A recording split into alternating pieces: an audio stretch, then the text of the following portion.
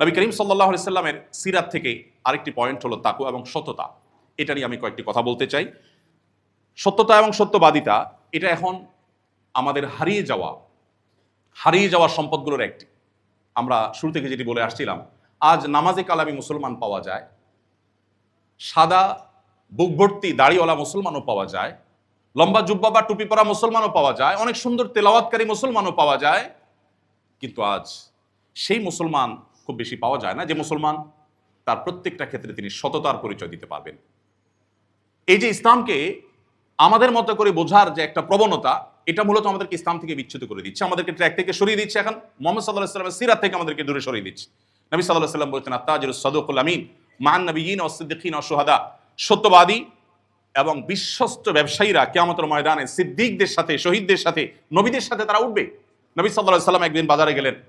বাজারে গিয়ে তিনি সরাসরি বাজার মনিটর করছিলেন। বাজার তদারকি করতে গিয়ে দেখলেন যে খাদ্যশস্য বিক্রি করা হচ্ছে একটা বাজারে। তিনি এক বিক্রেতার খাদ্যশস্যের দিকে তাকিয়ে একটু সন্দেহ হলো তার। তিনি খাদ্যশস্যের ভেতরে হাত ঢুকিয়ে দিলেন। ঢোকানোর পর ভেতর থেকে আনা গম বা এই জাতীয় কোনো খাদ্যশস্য দেখতে পেলেন ভেজা। তখন নবীজি বললেন, তোমার উপরে খাদ্যশস্যগুলো বেশ শুকনো, কিন্তু ভেতরে নিচে যেগুলো আছে সেগুলো সব ভেজা। তুমি আমাকে জবাব দাও যে তুমি এই প্রতারণা কেন করলে? তখন লোকটি বলল, হে আল্লাহর রাসূল, আসলে বৃষ্টি এসেছে, কিছু ভিজে গেছে, এই জন্য উপর দিয়ে আমি শুকনাগুলোর প্রলেপ দিয়ে দিয়েছি, যাতে ক্রেতা বুঝতে না পারে। দেওয়ার সময় তাকে আমি মেপে ভেজাগুলো সহ দিয়ে দিচ্ছি।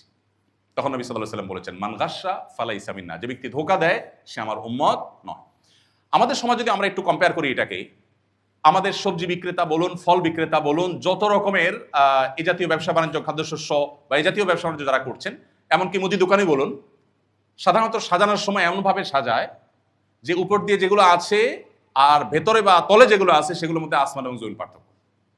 এবং এইটাকে আমার মনে হয় না 1% মানুষও মনে করে যে এটা প্রতারণার মধ্যে পড়ে। এটাই আমাদের সিস্টেম হয়ে গেছে, এটাকেই আমরা স্বাভাবিক বানিয়ে নিয়েছি। এটা তো হলো একেবারে সাধারণ পর্যায়ে। একেবারে সর্বোচ্চ পর্যায় থেকে যে সমস্ত অসাধুতা হয় সেগুলোর কোনো সীমারেখা বলে শেষ করা কঠিন।